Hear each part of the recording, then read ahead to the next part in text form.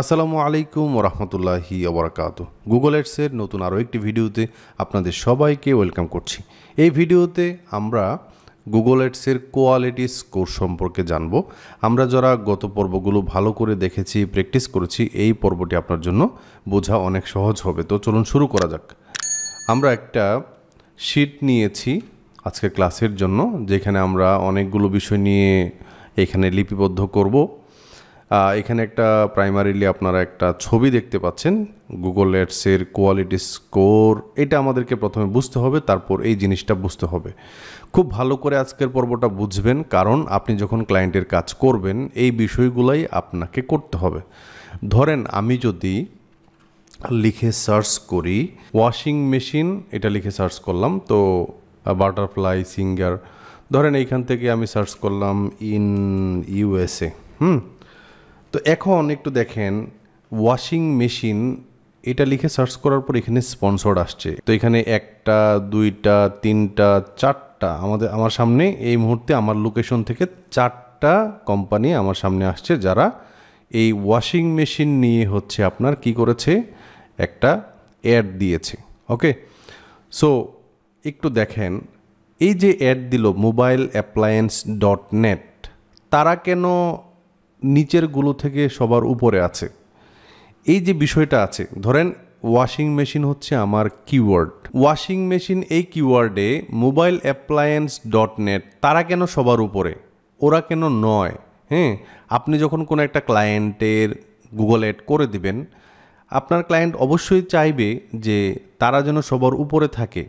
তো এই যে সার্চ করলে স্পন্সর্ডে আপনার প্রতিযোগিতা আছে, স্পন্সর্ডেও কিন্তু একটা কম্পিটিশন আছে।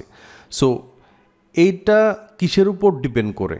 অনেকগুলো বিষয়ের উপর ডিপেন্ড করে। আজকে আমরা ক্লাসে যে বিষয়গুলো জানবো, এগুলা অনেকাংশেই এই প্রথম বা সেকেন্ড বা এই টাইপের পজিশনে থাকার জন্য দায়ী, বা এটা করলে এইভাবে থাকবে। তো আমরা আশা করি বুঝতে পারতেছি যে এইখানে অবশ্যই mobileappliance.net তারা কোনো না কোনোভাবে এদের চেয়ে আগায়া, নাইলে ওনার থেকে ওনারা নিচে থাকতো না, ওনার থেকে এরা উপরেই থাকতো, তাই না? সো একটু দেখেন, আমরা যদি একটু ফাইভারে যাই, এটা নিয়ে অনেকেই কাজ করে। আমরা fiverr.com-এ গেলাম, যাওয়ার পরে এখানে সার্চ করলাম, ধরেন গুগল অ্যাডস কোয়ালিটি স্কোর লিখে সার্চ করলাম। দেখেন এখানে বলতেছি যে I will optimize your Google ads quality score and ad rank. So একটা অ্যাডের র্যাঙ্ক করার জন্য উনি কাজ করে, ইন্ডিয়া থেকে কাজ করছে। একটু দেখেন উনি $350 2টা ক্যাম্পেইন অপটিমাইজ করবে, এবং করতে গিয়ে একটু দেখেন এক্সপান্ড অপটিমাইজ ইউর কিওয়ার্ডস, তারপর হচ্ছে অ্যাডস মানে হচ্ছে ads copy in any of your 2 campaign. Okay, তো আমরা যদি এই প্যাকেজটা একটু দেখি, উনি মেনলি বলতেছে যে আমি তোমার যেই মানে ক্যাম্পেইন আছে $2000 উপরে এক্সপান্ড করে দিব, অপটিমাইজ তোমার কিওয়ার্ডগুলো অপটিমাইজ করে দেবো, অ্যাডটাকে তোমার অপটিমাইজ করব। ওকে, এবং ওনার যদি গিগে যান তাহলে একটু দেখেন উনি কি করবে, what can I do for you. উনি এই সার্ভিসে উনি কি করবে, অ্যাডভান্স কিওয়ার্ড রিসার্চ করবে to expand your keyword, optimize your quality score, ad relevance, তারপর হচ্ছে CTR, landing page experience, enhance ads with ad extension, landing page recommendations, bid management, advance search query analysis to exclude irrelevant traffic. একটু দেখেন এই যে বিষয়গুলো বলতেছে, উনি এই বিষয়গুলো করবে। আমরা এখানে যে পিকচারটা এনেছি, এখানে দেখেন প্রথমে আছে, এখান থেকে শুরু করি, ক্লিক থ্রু রেট। আমরা যদি ads.google.com-এ যাই, এখান থেকে সাইন ইন করি, একটু বিষয়টা মনোযোগ সহকারে বুঝবেন, দেখবেন এবং অবশ্যই কমেন্টে জানাবেন। তো দেখেন আপনার এখানে হচ্ছে ইমপ্রেশন আছে, ক্লিকস আছে, সিটিআর নামে একটা অপশন আছে। তো আপনি যখন এখানে দেখেন সিটিআর 0% আমার এই অ্যাড অ্যাকাউন্টে কোনো অ্যাড এখন অ্যাক্টিভ নাই, আপনাদেরকে দেখানোর জন্য অ্যাড অ্যাকাউন্টটা করলাম। তো পার্সেন্টেজ মানে কি? পার্সেন্টেজ হচ্ছে 100-তে কত। আমরা আপনাদেরকে বলেছিলাম যে একটা পড়বে যে 3% হইলে বা 3% হইলে মোটামুটি বোঝা যাবে যে এটা অ্যাডটা কাজ করতেছে। সিটিআর মানে হচ্ছে 100তে কত মানুষ এখানে ক্লিক করছে, এঙ্গেজ হয়েছে। হ্যাঁ, তো একটা সার্চ অ্যাডে এঙ্গেজ হওয়া মানে কি? একটা সার্চ অ্যাডে এঙ্গেজ হওয়া মানে হচ্ছে ওয়াশিং মেশিন লিখে সার্চ করলো, তারপরে এখান থেকে গেল, যাওয়ার পরে সে হচ্ছে কি করলো, এইখানে একটা অ্যাকশন নিল। ঠিক আছে, এখানে দেখেন একটা অ্যাকশন নিল। এখন এই যে বিষয়টা আছে, এই বিষয়টা আমাদেরকে একটু ভালো করে বুঝতে হবে। তো সিটিআর এখানে উনি বলতেছে যে উনি হচ্ছে অপটিমাইজ ইউর কোয়ালিটি স্কোর, তারপর হচ্ছে আপনার অ্যাড রিলেভেন্স ল্যান্ডিং পেজ, তারপর হচ্ছে এনহ্যান্স অ্যাডস, অ্যাড এক্সটেনশন, তারপর হচ্ছে বিড ম্যানেজমেন্ট। এখানে একটু দেখেন উনি লিখছিল, কোথায় যেন দেখছিলাম যে উনি সিটিআর করে দিবে। তো অনেকগুলো বিষয়ের ভিতরে সিটিআর একটা বিষয়। আমরা যখন গুগল অ্যাড করি এই সিটিআরের উপর ডিপেন্ড করে আমরা মূলত অ্যাডটা কেমন পারফর্ম করতেছে, কেমন ভালো হয়েছে, এইটা আমরা দেখতে পারি, বুঝতে পারি। আমরা এইটার উপরে বিবেচনা করে হচ্ছে অ্যাডটা কন্টিনিউ করি। হ্যাঁ, এবং ক্লায়েন্টকে একটা রিপোর্ট দিতে পারি যে তোমার দেখো কনভার্সন হচ্ছে। সিটিআর মানে হচ্ছে ক্লিক থ্রু রেট। এই রেশিওটা আমরা ক্লায়েন্টকে বলতে পারি যে তোমার রেশিওটা ভালো হচ্ছে। অনেক সময় দেখা যাবে 3%-এর নিচেও আসতে পারে। এটা স্বাভাবিক বিষয়। সব যে 3%-এর উপরে, আবার অনেক সময় দেখা যায় যে 10%ও হয়, 12%ও হয়, 6-7, এগুলো অনেক ভালো সিটিআর রেশিও। তো এখন একটু দেখেন, আমরা মূলত প্রথম যে বিষয়টা দেখতে পাচ্ছি ক্লিক থ্রু রেট, এটা আমরা শুধু দেখতে পারি। হ্যাঁ, এইটার উপর ডিপেন্ড করে মূলত আমরা কি বলেছিলাম যে অ্যাডটা কেমন পারফর্ম করতেছে এটা আমরা মানে ডিসাইড করি আর কি। তারপরে এই অ্যাড কোয়ালিটি স্কোরটার একটু দেখেন, এরপরে লেখা আছে ল্যান্ডিং পেজ। হ্যাঁ, এখন ধরেন আমি আরেকটা লিখে সার্চ করি যে ডোমেইন হোস্টিং, এটা লিখে সার্চ করি। দেখেন এখানে হোস্টিঙ্গার আছে, হোস্ট গেটর আছে, ব্লু হোস্ট আছে। সো আমি যদি এইখানে যাই, আমি আরেকটা উদাহরণ দিচ্ছি আর কি। তো আমরা এই যে অ্যাডটা দেখলাম, এই অ্যাডে ক্লিক করে আমরা কোথায় আসলাম ভাই? একটা ল্যান্ডিং পেজ, একটা ওয়েবসাইটে আসলাম না?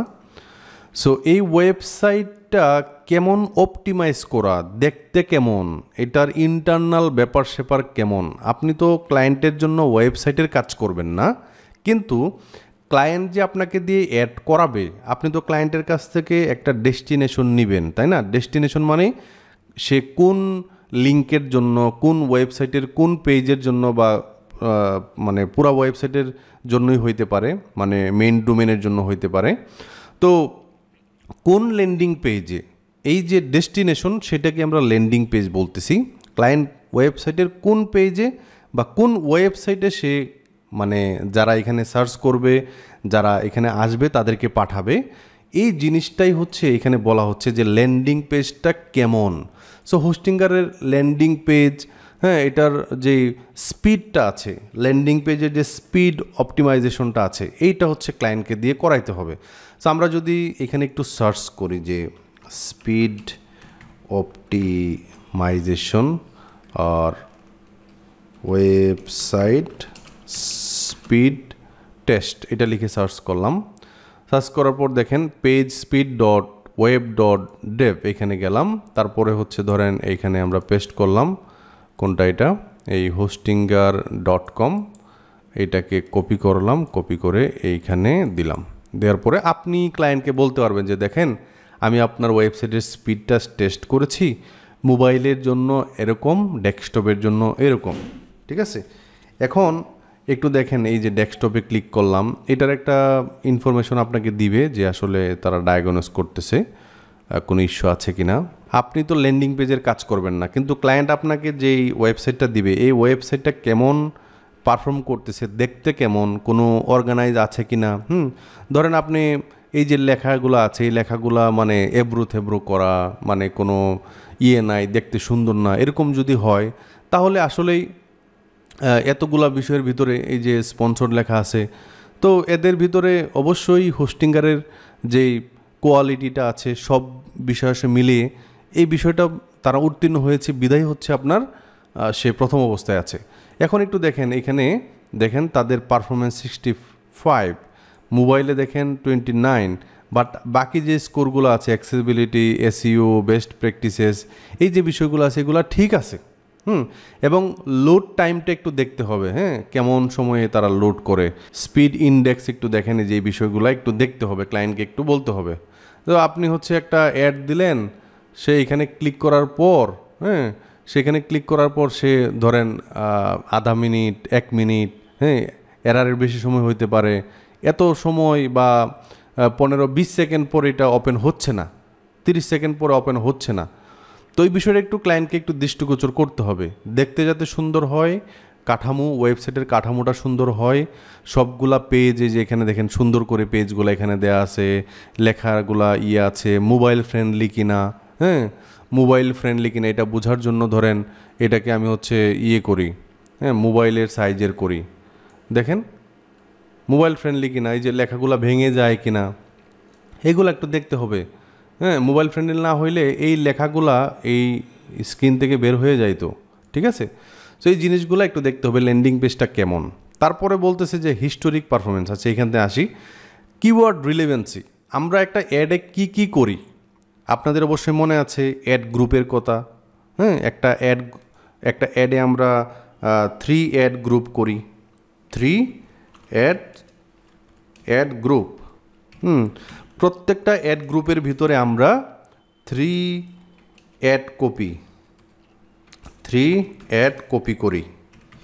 এখন 3টা অ্যাড গ্রুপের ভিতরে আপনার কি বলে 3 3 9টা অ্যাড কপি আমরা করি, তাই না? এখন অ্যাড গ্রুপের ভিতরে আমরা 3টাতে আলাদা আলাদা করে, ধরেন আপনি যদি 45টা কিওয়ার্ড বাছাই করেন, 50টা কিওয়ার্ড বাছাই করেন, আপনি হচ্ছে ভাগ করে দেন, ধরেন 15টা করে আপনি অ্যাড গ্রুপের ভিতরে 15টা করে কিওয়ার্ড দিচ্ছেন। এই কিওয়ার্ডগুলা আপনি যে রিসার্চ করেছেন, এই কিওয়ার্ডগুলা ধরেন আমি যদি ডোমেন হোস্টিংয়ের কথা চিন্তা করি, এই যে কিওয়ার্ডটা আছে, আপনি যদি হোস্টিঙ্গারের ক্ষেত্রে আপনি চিন্তা করেন, এটা তো তার তাই না, কি বলে আমি একটু দেখাই, এই যে সে একটা অ্যাড দিল এখানে, এই যে সে অ্যাড দিল, এগুলো তো অ্যাড কপি, তাই না? এই যে একটা আপনার কি বলে হেডলাইন লিখছে, তারপরে একটা ডেসক্রিপশন লিখছে, তাই না? আপনি একটু বোঝার চেষ্টা করবেন।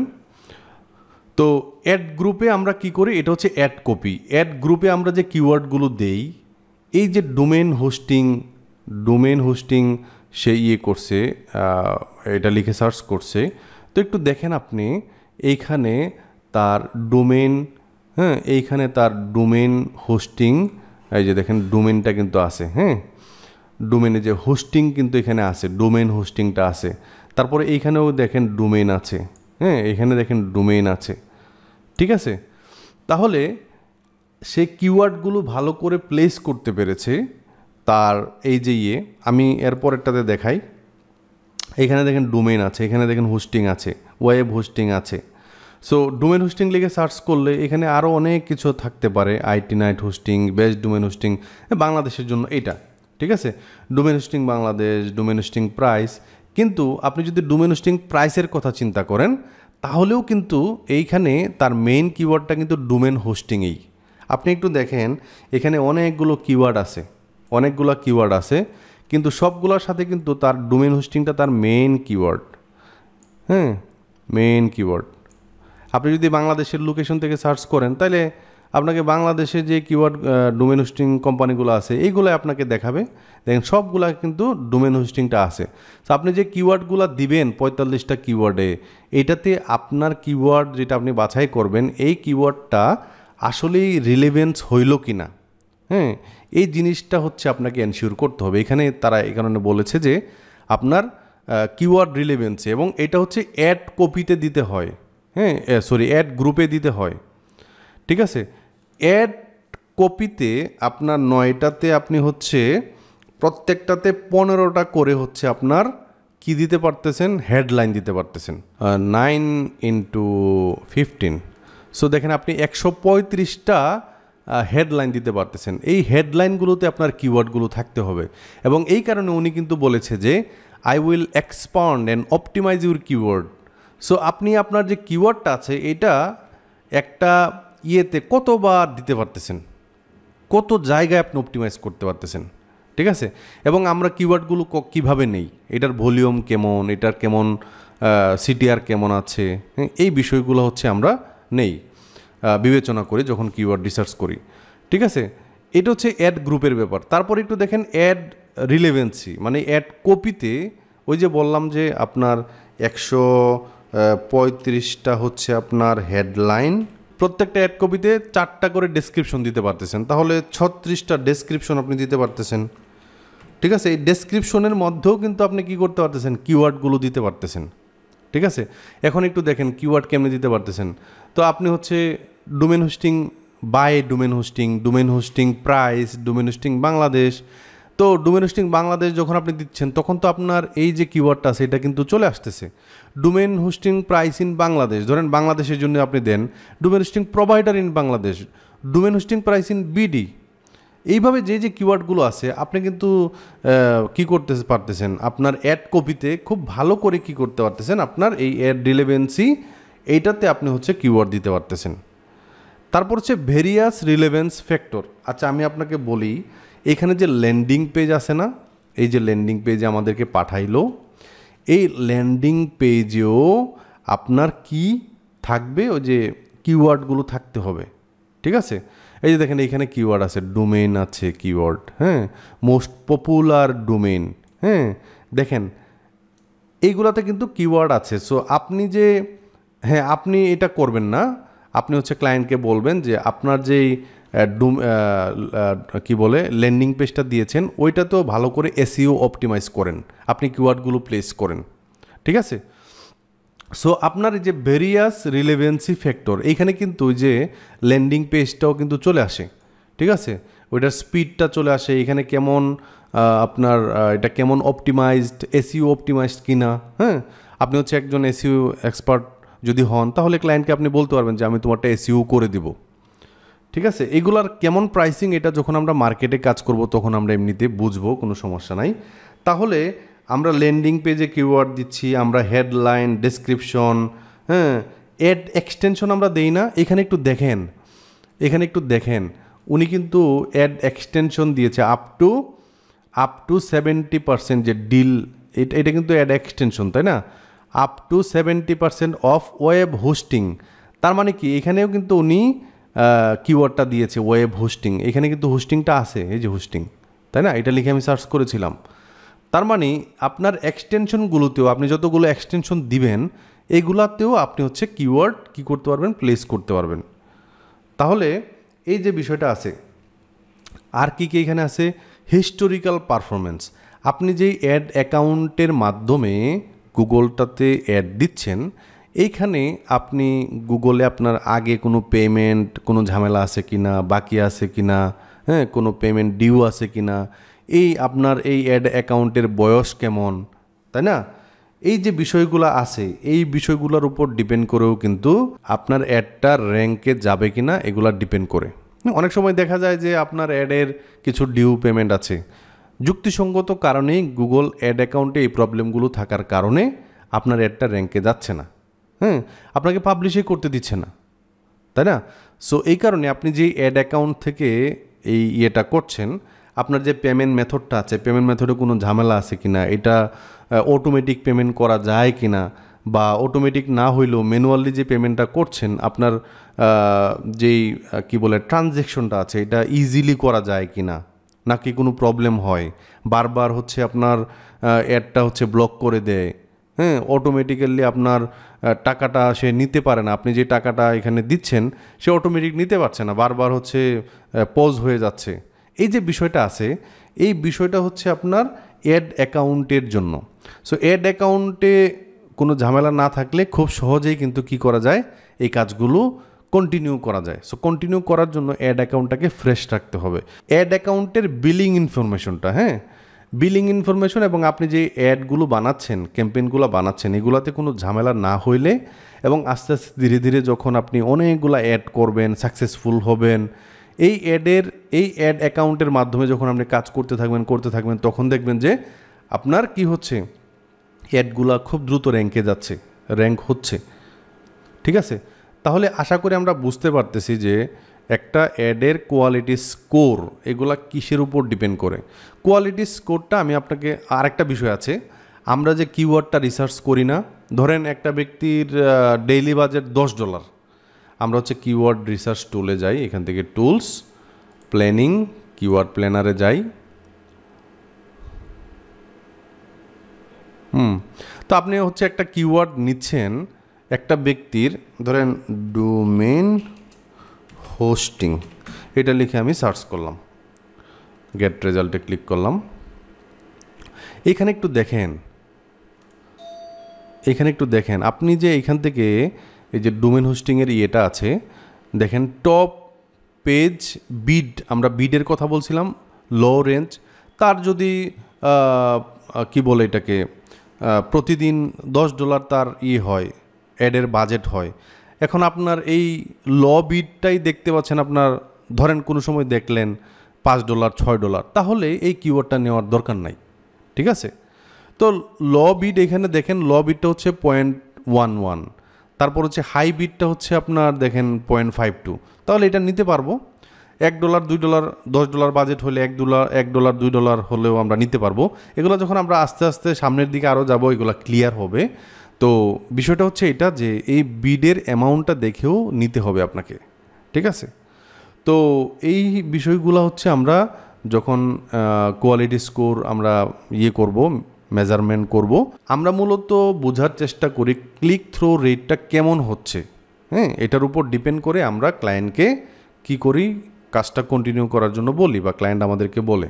ঠিক আছে, তাহলে এরা যারা কাজ করতেছে আপনি একটু দেখেন, ক্যাম্পেইন অপটিমাইজ করতেছে, হ্যাঁ, কনসালটেন্সি সার্ভিস দিচ্ছে, এদের এখানে একটু দেখেন, I consultant on your strategy, optimize your campaign with monthly spend of up to 1000 spend. আচ্ছা, এই ধরনের বাজেটে উনি কাজ করবে। সো একটু দেখেন ওনার গিগে উনি বলতেছে যে উনি কি কাজ করবে, এই যে ল্যান্ডিং পেজ রিভিউ করে দিবে, অডিট করবে। আমি একটু আগে দেখাইলাম না, স্পিড অপটিমাইজেশনটা আমি অডিট করলাম, এই জিনিসগুলো উনি করবে, তাই না? তারপরে হচ্ছে change to be implemented by you, keyword research করবে, অপটিমাইজ করবে, নেগেটিভ কিওয়ার্ড ইমপ্লিমেন্টেশন, এই জিনিসগুলো আমরা সামনের পর্বগুলোতে দেখব, অসুবিধা নাই। এবং আউটস্ট্যান্ডিং অ্যাড কপিতে কী থাকে, হেডলাইন, ডেসক্রিপশন, অ্যাড এক্সটেনশন, এগুলো থাকে, তাই না? বেস্ট প্র্যাকটিস করবে, কোয়ালিটি রেটিং, এই বিষয়গুলাই করে ভাই। সো আপনি একজন অ্যাড এক্সপার্ট হিসেবে এই জিনিসটা খুবই জানা দরকার ছিল, এই কারণে আলাদা করে আমরা একটা পর্ব করলাম। আশা করি আপনারা এই বিষয়টা বুঝেছেন। তাহলে একটা অ্যাডের কোয়ালিটি স্কোর কয়টা বিষয়ের উপর ডিপেন্ড করে, এই জিনিসগুলো আপনাকে মাথায় রাখতেই হবে।